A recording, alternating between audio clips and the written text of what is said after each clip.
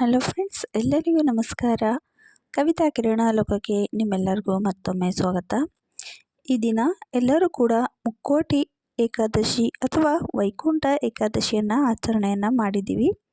ವೈಕುಂಠ ಏಕಾದಶಿ ದಿನ ಉಪವಾಸವನ್ನು ಯಾರೆಲ್ಲ ಮಾಡಿದ್ದೀರಾ ಅವರು ದ್ವಾದಶಿ ದಿನ ಪಾರಾಯಣದ ಸಮಯದಲ್ಲಿ ನಾವು ಉಪವಾಸವನ್ನು ಬಿಡಬೇಕು.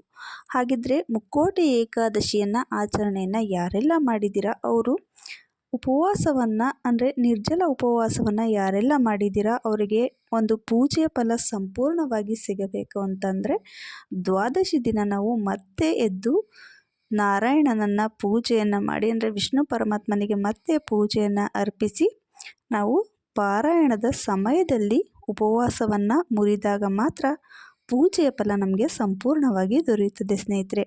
ಹಾಗಾಗಿ ಇವತ್ತಿನ ವಿಡಿಯೋದಲ್ಲಿ ಪಾರಾಯಣದ ಸಮಯ ಯಾವಾಗ ಅಂತ ತಿಳ್ಕೊಳ್ಳೋಣ.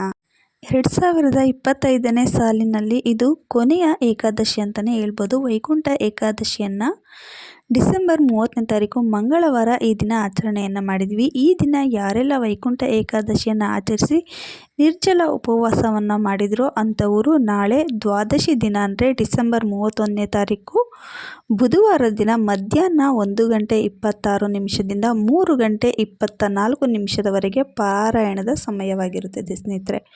ಪಾರಾಯಣದ ಸಮಯ ಅಂತಂದರೆ ಉಪವಾಸವನ್ನು ಮುರಿಯುವ ಒಂದು ಸಮಯ ಅಂತಲೇ ಹೇಳ್ಬೋದು. ಈ ಸಮಯದಲ್ಲಿ ನೀವು ಉಪವಾಸವನ್ನು ಬಿಡ್ಬೋದು. ಈ ರೀತಿಯಾಗಿ ವಿಧಿವತ್ತಾಗಿ ಒಳ್ಳೆಯ ಸಮಯದಲ್ಲಿ ನಾವು ಸಂಕಲ್ಪವನ್ನು ಮಾಡಿಕೊಂಡು ಪೂಜೆಯನ್ನು ಮಾಡಿ ಉಪವಾಸವನ್ನು ನಾವು ಆಚರಣೆಯನ್ನು ಮಾಡಿ ಒಳ್ಳೆಯ ಸಮಯದಲ್ಲಿ ನಾವು ಉಪವಾಸವನ್ನು ಬಿಟ್ಟಾಗ ಮಾತ್ರ ಈ ಒಂದು ವೈಕುಂಠ ಏಕಾದಶಿಯ ಸಂಪೂರ್ಣ ಫಲ ನಮಗೆ ದೊರೀತಾ ಬರುತ್ತೆ ಸ್ನೇಹಿತರೆ.